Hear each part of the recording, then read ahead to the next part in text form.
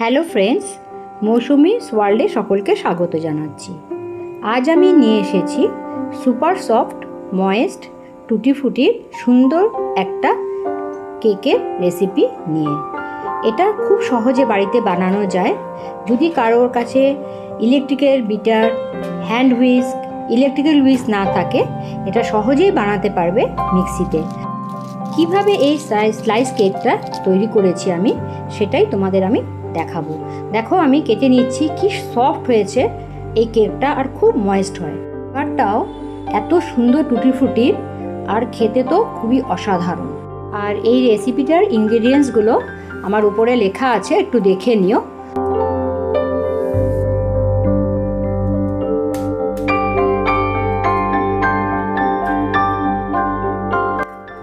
প্রথমে আমি 3টে ডিম ভেঙে মিক্সিতে দিয়ে দিচ্ছি। এবার ব্লেন্ডারের মাধ্যমে ভালো করে 2 মিনিট বিট করে নেব। এতে ব্লেন্ড করে আনছি। তো ব্লেন্ড করে আনার পর এরকম একটা টেক্সচার এসেছে। এরপর আমি একটা natural yellow food colour 5 to 6 drop আমি দিয়ে দিচ্ছি। আর টুটি ফুটি এসেন্সের কটা ড্রপ আমি 8 থেকে 9 ড্রপ দিয়ে দিচ্ছি। তারপর আমি 1/4 কাপ রিফাইন্ড অয়েল আর প্লাস 1/8 কাপ রিফাইন্ড অয়েল আমি এখানে মিশিয়ে দিচ্ছি। আচ্ছা, এবার এটাকে আমি আবার মিক্সিতে আমি এটাকে ভালো করে ব্লেন্ড করে নেব। দেখো, একটা সুন্দর একটা টেক্সচার তৈরি হয়ে গেছে। আচ্ছা, এবার আমি নিচ্ছি সুগার। আমার যে হাতে দেখছো সেটা হাফ কাপের একটা মেজারমেন্টের একটা হাফ কাপ। তো সেটাকে আমি নিয়ে হাফ করে আমি 1 কাপ নিলাম, আর 1 টিস্পুনের মতন আমি পাউডার সুগার নিলাম। এবার আবার ভালো করে ব্লেন্ড করে নেব, যাতে সুগারটা আবার ভালোভাবে মিক্স হয়ে যায়। এবার 1 টেবিল স্পুনের মতন বাটার মিক্সিতে দিয়ে আবার ভালো করে ব্লেন্ড করে নেব। ব্যাটারে একটু বাটার অ্যাড করলে কেকটা আরও সফট আর ফ্লেভারফুল হয় এবং কেকের টেক্সচারটা অনেক বেটার হয়। তো এইভাবে আমার একটা সুন্দর একটা মিশ্রণ তৈরি হয়ে গেছে। এবার আমি ড্রাই ইনগ্রেডিয়েন্টসগুলো নিয়ে নেব। তার জন্য নিয়ে নিচ্ছি একটা চালনিতে 2 কাপ পরিমাণে ময়দা আর 1.5 চামচের মতন baking powder. Baking soda use করবেন না, এখানে বেকিং পাউডারটাই ইউজ করে ভালো করে চেলে নেবেন। এবার আমি অ্যাড করছি খুব অল্প পরিমাণে সল্ট। এবার এটাকে আমি ভালো করে চেলে নেব এবং ভালো করে মিক্স করে নেব। এটা মেশানোর পর আবার আমি বাকি ময়দাটাকে ভালো করে চেলে cut and fold method use করে ময়দাটা ব্যাটারের সাথে মিক্স করছি, যাতে এয়ারটা প্রিজার্ভ থাকে আর কেকটা ফ্লাফি হয়। মিক্স করতে করতে আমি ওভেনটাকে 180 ডিগ্রিতে প্রিহিট করে নিলাম। এবার দেখছি ব্যাটারটা একটু ঘন আছে, সেজন্য আমি 2 টিস্পুন মিল্ক এখানে অ্যাড করে আবার মিশিয়ে নেব।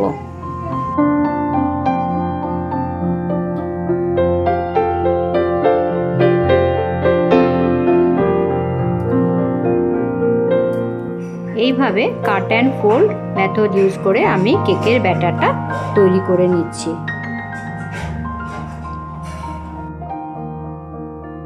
ব্যাটারটা দেখো, না বেশি ঘন না বেশি পাতলা, একদম রিবনের মতন পড়ছে। কেকের জন্য পারফেক্ট টেক্সচার এটাই। এবার আমি কি করব, একটা কাপের মধ্যে ভরে ভরে 3 টিস্পুন আমি দেখো টুটি ফুটি নিচ্ছি। এখানে তোমরা কাজু নিতে পারো, কিশমিশ নিতে পারো, আলমন্ড নিতে পারো। আর নিচ্ছি 1 টিস্পুন ময়দা এই টুটি ফুটি কেকগুলোকে কোট করার জন্য। এবার ময়দাটা দিয়ে ভালো করে এটাকে মিক্স করে নিচ্ছি। আর আমি এইভাবেই ময়দা সহ আমি এইভাবেই দেই। আমি দেখেছি যদি আমি এইভাবে দেই, কেক হয়ে যাওয়ার পর টুটি ফুটিটা কিন্তু নিচে পড়ে থাকে না, ওটা মাঝখানে থাকে। তো আমি এই টিপসটাই ফলো করি। তো তারপর দেখো আমি আলতোভাবে এটাকে জাস্ট আমি মিক্স করে নিচ্ছি, বেশি মিক্স করতে যাব না, তাহলে টুটি ফুটির মধ্যে যে ময়দা মিশানো আছে সেটাও ওটার সাথে মিশে যাবে। আমি একটা 8x4 ইঞ্চির একটা রেক্টেঙ্গুলার কেক টিন নিয়ে রিফাইন্ড অয়েল দিয়ে ভালো করে গ্রিস করে নিয়ে বাটার পেপার লাগিয়ে রেখে এবার তার উপরে যে আমি কেকের যে ব্যাটারটা বানিয়েছিলাম সেখানে ঢেলে দিয়ে এটাকে ট্যাপ করে নিচ্ছি, যাতে ভেতরে যদি কোনো এয়ার বাবলস থাকে সেটা যেন বেরিয়ে যায়। তো আরেকটা কেক টিন নিলাম আর ওটাকেও আমি রিফাইন্ড অয়েল দিয়ে গ্রিস করে নিলাম, নিচে একটা বাটার পেপার নিলাম। তো এখানে ওটাকেও আমি এভাবে সুন্দর করে ঢেলে নেব। আচ্ছা, এখানে দেখো আমি প্রথম যে কেক টিনটা নিয়েছি ওটা কিন্তু 1/4 আমি ভর্তি করেছি, আর ছোটো টিনটাতেও আমি 1/4 ভর্তি করে নিলাম ব্যাটারটা। এবার আমি কিছু টুটি ফুটি নিয়ে আমি ওপর থেকে সুন্দরভাবে ছড়িয়ে দেব, যাতে কেকটা যখন হয়ে যাবে তখন যাতে এগুলো উপরে সুন্দরভাবে ডিসপ্লে করে।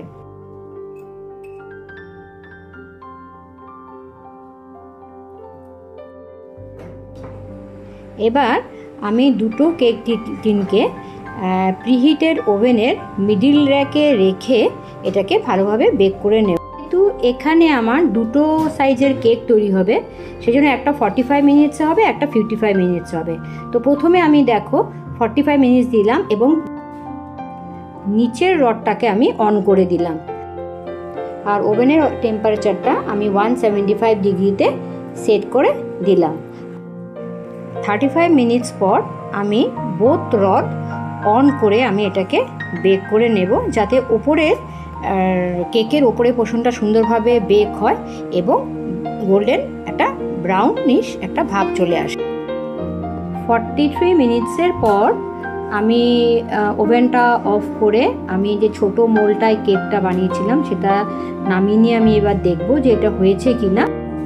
এবার যে আমার 8x4 ইঞ্চির বড় কেক টিনের মোলটা আছে ওটাকে আমি আরও 10 মিনিটের জন্য বেক করে নেব।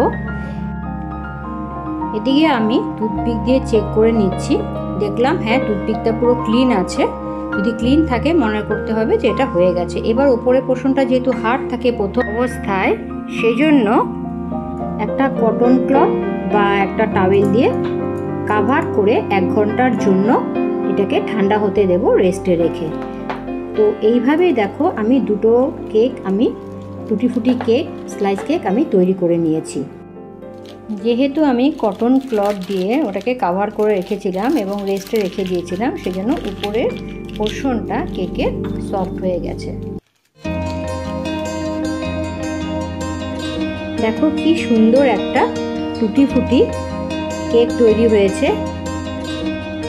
এবার এটাকে আমি নাইফ দিয়ে স্লাইস করে নিচ্ছি, এভাবে একটু বড় আকারের আমি স্লাইস তৈরি করছি। দেখো কি সুন্দর হচ্ছে স্লাইসগুলো এবং খুব সফট হয়েছিল।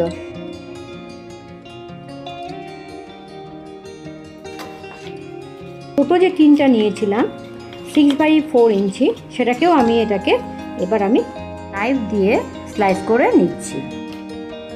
কিন্তু আমার এই কেকগুলো বেশ বড়ই হয়েছিল, বড় আকার করেছি, আমার প্রায় 20টার মতন এইভাবে স্লাইস কেক তৈরি হয়েছে। তো দেখো কি সুন্দর হয়েছিল এবং খুব ময়েস্ট হয়েছে, সুপার সফট, মানে খুবই সফট হয়েছিল। আর স্বাদে তো অতুলনীয়, বলার প্রয়োজনই রাখে না। তো তোমরা এইভাবে সুপার সফট ময়েস্ট ডিলিশিয়াস টুটি ফুটি স্লাইস কেক বানিয়ে নাও। যদি আমার এই রেসিপিটা তোমাদের পছন্দ হয় তাহলে প্লিজ একটা লাইক করে দিও আর আমার চ্যানেলটাকে সাবস্ক্রাইব করে দিও। তোমাদের একটা লাইক আমাকে অনেক মোটিভেট করে। সো তোমরা আমার পাশে থেকো, আমার চ্যানেলটাকে সাপোর্ট করো এবং অনেক অনেক শেয়ার করো।